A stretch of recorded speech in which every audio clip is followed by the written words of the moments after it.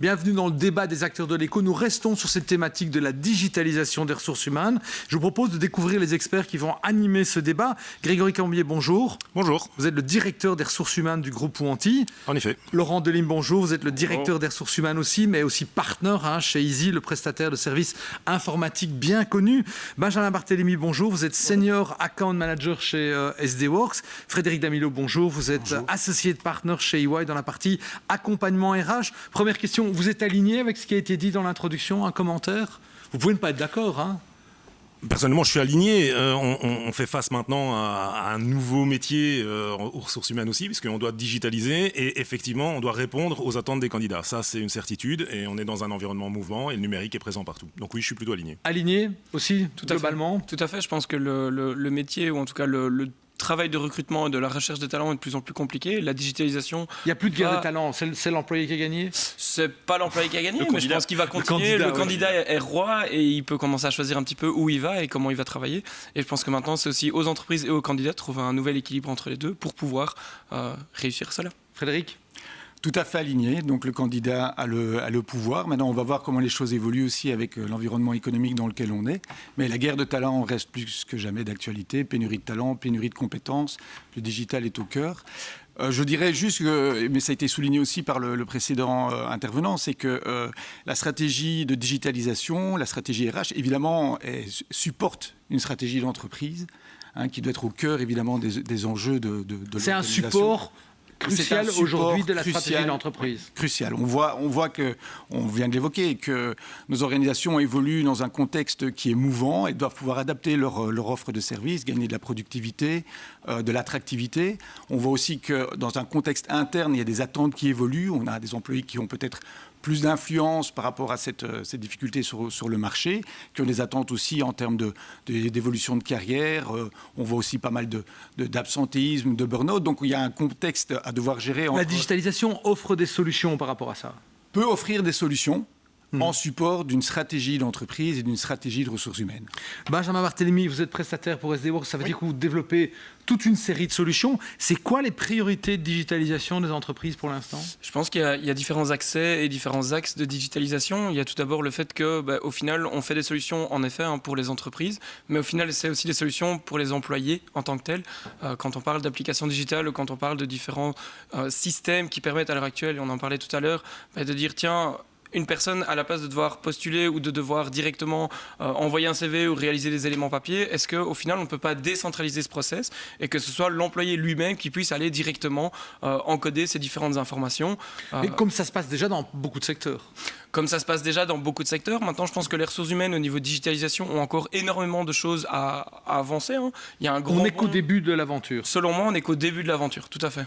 J'ai l'impression qu'aussi, c'est un peu déplacer la charge du travail. On dit digitaliser, c'est quelqu'un d'autre qui va le faire à la place. Donc, pour moi, digitaliser, c'est pas toujours une personne aussi, c'est parfois aussi un système ou un outil qui va automatiser ça, plutôt que de le faire par le collaborateur, même si c'est parfois plus simple parce qu'il fait de sa maison, etc., ou de son téléphone, plutôt que de prendre son ordinateur. Je rebondis un peu sur ce qui a été dit tout à l'heure. La première chose pour digitaliser, c'est avoir un bon process. Parce que si on a un mauvais process qu'on digitalise, ça fait un mauvais process digitalisé. Grégory, ça veut dire que la digitalisation des RH est aussi l'occasion de remettre en question ces processus RH pour les moderniser, les adapter à la stratégie. C'est ça que vous voulez dire? Oui, tout à fait. Dans l'esprit de beaucoup de personnes, le RH, au départ, c'est la paye. Et je pense que ça, le effectivement, hard, c'est du hard, c'est la paye, c'est important. Ça doit être carré, c'est parfait. C'est pas SD Works qui va me contredire là-dessus, mais on est beaucoup plus que ça. Et en fait, il faut remettre l'importance de l'humain. Et on parle des ressources humaines. Je pense que l'humain est parfois peu présent dans la réflexion de la stratégie d'entreprise. Et la digitalisation, en fait, est là pour optimiser nos process, elle est là pour les simplifier, et elle est en fait là aussi pour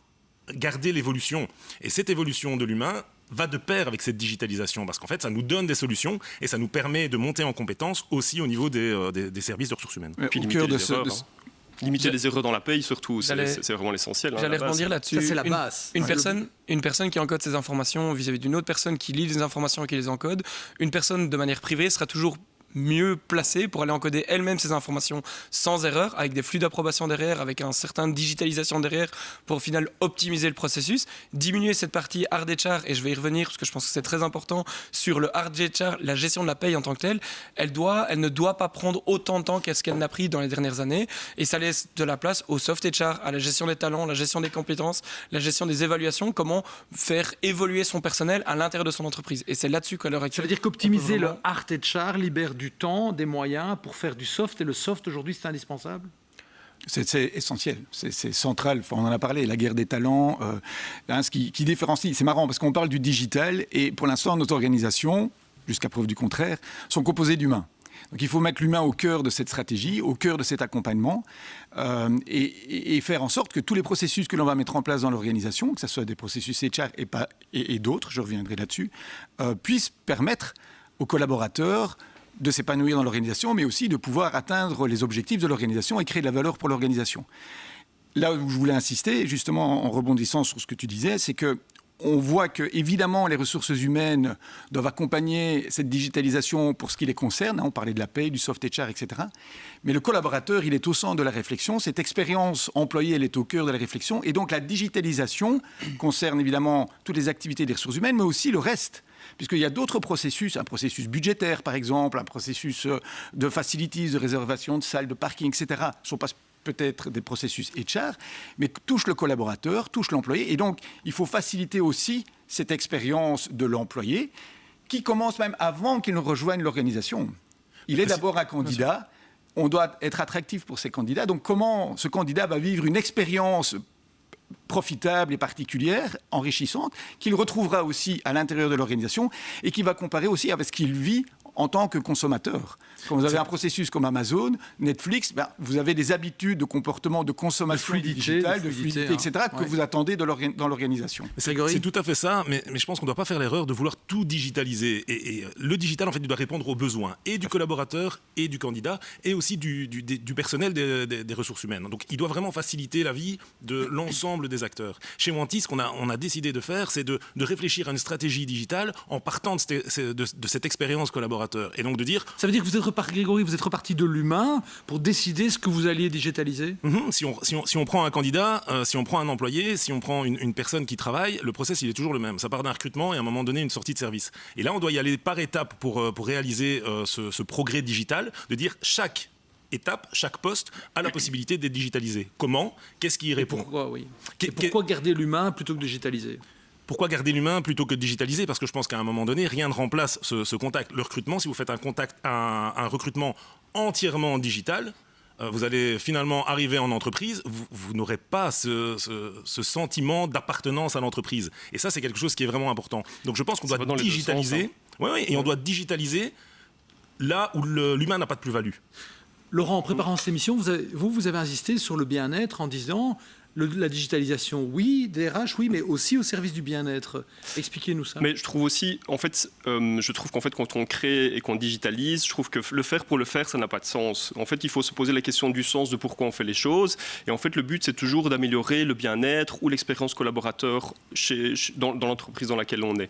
Et donc, si à un moment donné, on se dit, mais tiens, on est passé par un processus de digitalisation depuis 2020 qui devient un peu fou, si on continue sur cette dynamique-là, à un moment donné, les gens vont perdre du sens parce que pour eux, le sens, c'est le relationnel avec les gens, ou c'est le processus opérationnel qu'ils avaient l'habitude de faire. Si à un moment donné, on commence à prendre trop de distance par rapport aux choses concrètes, on va être que dans l'intellectuel et qui va faire en fait que augmenter la charge mentale des gens en entreprise parce qu'on va gérer des centaines et des centaines d'informations par jour. Donc il faut garder une part de relationnel là où elle est essentielle et une part d'opérationnel là où en fait les gens sont peut-être pas prêts pour basculer. Oui. Vos deux entreprises aident les entreprises à digitaliser.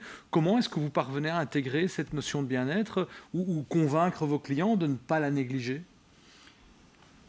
Mais d'abord, vous pourrez répondre tous les deux. Hein. Oui, évidemment. Donc d'abord, ça part avant tout d'une stratégie d'entreprise, d'une stratégie de ressources humaines et de valeurs que l'on veut véhiculer dans l'organisation. Et donc si l'organisation, et beaucoup le font parce qu'elles sont sensibles à ça, comme je disais, elles sont toujours composées d'humains et à la tête de ces organisations, ce sont toujours des humains, ils sont sensibles à ces éléments-là. Et on voit que le purpose d'une organisation est quelque chose qui fait la différence sur le marché auprès de nos clients, mais aussi en interne. Eh bien, ça sera au cœur de la stratégie de digitalisation. Après, c'est tout un processus d'accompagnement. L'accompagnement Pour ne pas oublier l'humain. Voilà, pour ne pas oublier l'humain. L'accompagnement du digital, c'est pas juste de remplacer une machine, c'est pas juste de remplacer ou de faire évoluer des processus. Dans certains cas, et même assez souvent, surtout quand on intègre des technologies qui sont déjà assez innovantes, on va voir que les impacts du changement vont dépasser l'activité, vont dépasser le processus, vont commencer à toucher l'organisation et vont commencer aussi à toucher la culture de l'organisation. Oui, parce qu'on va devoir évoluer, on va intégrer des chatbots, etc., par exemple. Eh bien, ça va avoir un impact sur certaines valeurs, sur la culture de l'organisation. Donc, dans l'accompagnement du changement, il faut mettre l'humain au centre, human at the center, et de pouvoir équiper l'ensemble des parties prenantes de l'organisation qui va accompagner cette transformation sur ces dynamiques-là. Ça veut dire un leadership adaptatif, ça veut dire la capacité d'être une organisation apprenante qui va tester, qui va essayer, qui va apprendre et qui va pouvoir continuer continuellement à s'adapter, à apprendre, aussi bien les collaborateurs que l'organisation. Et c'est là qu'on va tenir compte dès lors, dans cette approche assez participative, on va tenir compte du bien-être des collaborateurs. Oui. Mais toujours avec une finalité de réaliser l'objectif de l'organisation. Oui. Et ce changement, il ne faut pas le négliger, parce qu'on a un vrai besoin de formation. On doit former les gens au digital. Parce que vouloir implémenter le digital pour l'implémenter, ok, mais si les gens derrière n'évoluent pas avec ces nouveaux process, on n'y arrive pas. Et la réussite du digital, c'est effectivement d'avoir le bon process et d'accompagner ce changement. Je suis tout à fait d'accord. Laurent, sur le bien-être, on revient brièvement sur le bien-être. Oui, je vais quand même revenir sur un point. Le bien-être dans l'entreprise et le bien-être des collaborateurs est super important. J'en témoigne vis-à-vis de Easy et je connais très bien la stratégie. Je pense aussi que interne et en développement interne dans l'entreprise, quand on parle de bien-être des collaborateurs, c'est aussi la possibilité de donner aux collaborateurs la possibilité d'évoluer dans l'entreprise, de pouvoir capter les bonnes personnes, pouvoir mettre les bonnes personnes aux bons endroits pour pouvoir faire grandir aussi l'entreprise. Parce qu'au final, et on l'a déjà parlé, quand une personne a un but dans une entreprise, elle va se fidéliser à cette entreprise et elle va continuer à grandir dedans. Chez SDWorks, on permet aussi d'avoir des solutions digitales pour pouvoir continuer à faire cela. Capter les bons éléments, pouvoir faire des évaluations, non pas la bonne vieille évaluation. Mais là, une le fois par an. client, c'est le directeur des ressources humaines. Là. Oui, tout à fait. Oui. Mais donc ici, on ne va pas parler d'une bonne fois, une évaluation par an, mais avoir des évaluations continues, pouvoir capter les bonnes compétences pour les placer aux bons endroits. Et au final, à la place d'avoir une guerre des talents pour recruter des talents peut-être externes, de voir peut-être aussi en interne, est-ce qu'il n'y a pas les bonnes personnes pour remplir les postes sur lesquels on sera en train d'évoluer. Alors, vous avez, en préparant l'émission, parlé du paradoxe. En fait, on digitalise de l'humain. Où est la limite ? Ah oui, ça c'est une très bonne question, évidemment. Où est la limite ? Comme je le disais, là où l'humain n'a pas de plus-value, je pense qu'on peut digitaliser. À partir du moment... Donc, sérieux débat dans l'entreprise, gros débat entre dans le besoin de l'entreprise. productivité, de rentabilité, d'efficience, de culture, de valeur. Oui, après, pour avancer, il faut investir. Je pense que je pense qu'à un moment donné, on doit se poser la question de dire, OK, on a une base qui existe, on a un process peut-être qui fonctionne, on veut l'améliorer, et pour avoir une rentabilité, il faut d'abord investir. Donc, on investit sur du digital, on met les moyens aussi en formation, comme je l'ai dit, pour former ces gens, pour les faire grandir en compétences. Donc, le bien-être, il y est, il n'y a pas de débat à avoir. Et quand ces gens sont montés en compétences, le digital finalement prend la place et permet à ces gens de continuer une carrière et un développement. C'est ça, Laurent, les risques de la digitalisation ? Les risques de la digitalisation... Au niveau RH, donc, qu'est-ce que vous voyez par expérience ? Où se trouvent les risques ? À quoi est-ce qu'il faut faire fort attention. C'est principalement à ce principe-là, je trouve, le principe de perdre ce sens, de vouloir aller trop vite. C'est un peu ce que tu viens de dire. En effet, il faut prendre le temps de pouvoir évoluer et de faire le basculement au bon moment. Il y a des gens qui ne sont pas spécialement prêts à ça. Il y a des gens qui sont déjà très prêts. Ça dépend de la maturité de l'entreprise par rapport au digital et des collaborateurs. Si les collaborateurs sont très à l'aise avec le digital, alors on peut foncer, on peut avancer et ils vont évoluer avec ça. Question par rapport à ça, est-ce qu'il y a une différence d'âge entre les jeunes et les... Non, c'est un débat. Je veux dire, parce qu'on pourrait se poser la question, les personnes âgées vont peut-être moins, dans l'entreprise, moins bénéficier ou s'adapter à cette digitalisation, oui ou non ? C'est pas ce que j'observe. Maintenant, moi je ne tombe pas dans cette catégorisation. Hein. On catégorise parfois on met des segments, étiquettes, on met des étiquettes. Moi, ce que je constate, c'est que certaines personnes qui rentrent dans l'entreprise sont peut-être moins sensibles, moins familières avec la technologie, ou même si elles ont une expérience digitale peut-être plus importante, et d'autres plus âgées dans l'organisation ont elles, alors qu'on pourrait penser l'inverse, cette sensibilité. Donc là, dans l'accompagnement du changement, il y a toujours des early adopters qui peuvent être de tout âge et comme il peut y avoir des résistants qui peuvent aussi être de tout âge. L'enjeu de l'organisation, c'est de l'accompagner, cette transformation, et c'est de travailler justement avec toutes les parties prenantes et principalement ceux qui vont résister, à essayer de voir comment on peut les accompagner. C'est pas un one-shot de transformer et de digitaliser. C'est un processus sur le moyen terme. Ouais. Laurent ? J'aime bien le principe de early adopter, mais je trouve quand même que sur les jeunes collaborateurs, en fait, ils sont nés avec la technologie, et donc on pense que naturellement, ça va être plus simple avec eux, mais je trouve que la technologie qu'ils utilisent pour le moment, elle est assez égocentrée, en fait. C'est tout autour de moi en tant qu'individu. Il faut rajouter de l'humain.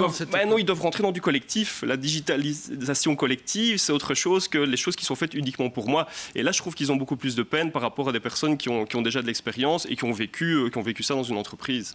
Et ils doivent aussi, c'est un des challenges que l'on voit, parce qu'ils sont familiarisés, ils sont nés avec ce digital, ils rentrent parfois dans des organisations qui peuvent sembler être un peu archaïques et très procédurières.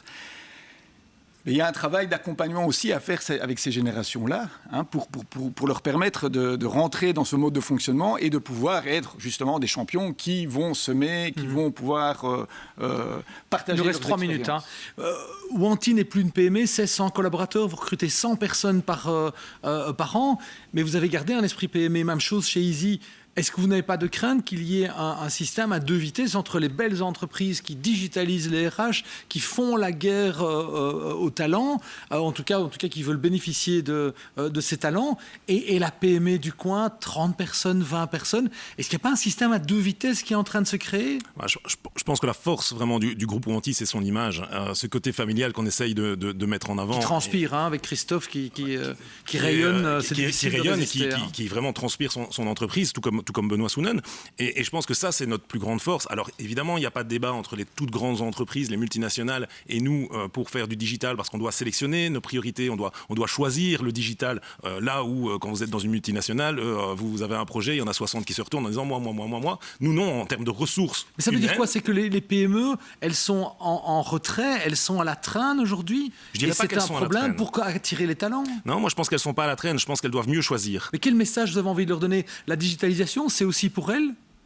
Pour les PME? Oui. Oui, évidemment. Ça simplifie le travail. Et c'est plus abordable qu'elles ne le pensent aujourd'hui? Je pense que c'est plus abordable qu'elles ne le pensent aujourd'hui. Je pense qu'un processus de digitalisation ne doit pas spécialement être onéreux. Il y a plein d'éléments qui peuvent être faits, qui peuvent être très rapides, qui peuvent aussi bien bénéficier pour l'employé et pour l'employeur. Et je ne parlerai pas de coût, je parlerai d'investissement. On investit pour un coût qui finalement sera moindre par la suite. Et c'est ça en fait le déclic qui est peut-être compliqué parfois dans les PME. Dernier tour de table, il reste moins de 2 minutes. Dans 5 ans, on sera où? Une image? Je vais poser la question à chacun d'entre vous. Préparez-vous. Désolé, Grégory. Dans 5 ans, je serai toujours chez Wanty avec une digitalisation qui sera efficace. Plus avec d'infos, beaucoup de talent. plus de data, une meilleure gestion proactive. Oui, certainement plus de data. Peut-être une autre manière d'analyser ces data aussi et peut-être aller vers l'essentiel. Laurent?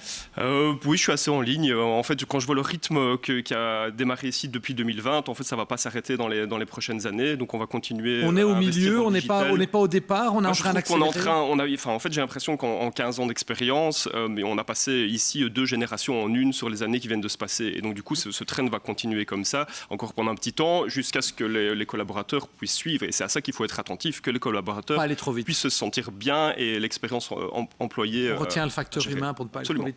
Laurent? Je suis entièrement d'accord. Je pense vraiment que le train est là, il avance de plus en plus vite. La digitalisation, et notamment chez SDWorks, on investit énormément dans des solutions digitales. On parlait de reporting, on parlait de centrales humaines, ou en tout cas de personnes humaines, comment accompagner tout le monde. Je pense que c'est vraiment le train, il est en marche et il faut le capter pour continuer à grandir ensemble. Frédéric? Mot de la fin. Je construis sur tout ce qui a été dit. Donc la digitalisation, elle est toujours là, elle va s'accentuer, s'accélérer.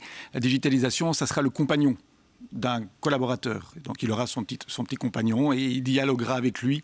Et ce tandem va continuer à grandir et va permettre de bénéficier aux deux. Parfait. Je retiens 2 mots importants qui ont été cités. Il nous reste 20 secondes. C'est le mot solution. Ça veut dire qu'on ne digitalise pas n'importe quoi. On offre des solutions avec la digitalisation des RH. Et le deuxième, c'est investissement. Message aussi pour les PME. C'est probablement moins cher que vous le pensez. Ne calculez pas uniquement le coût, mais regardez le return que ça peut apporter à votre entreprise. Ceci clôture notre débat. Merci d'avoir participé à ce débat. Je vous propose de rester avec nous dans un instant. On va rester dans la technologie puisque nous aurons le CEO d'Agoria. C'est dans un instant.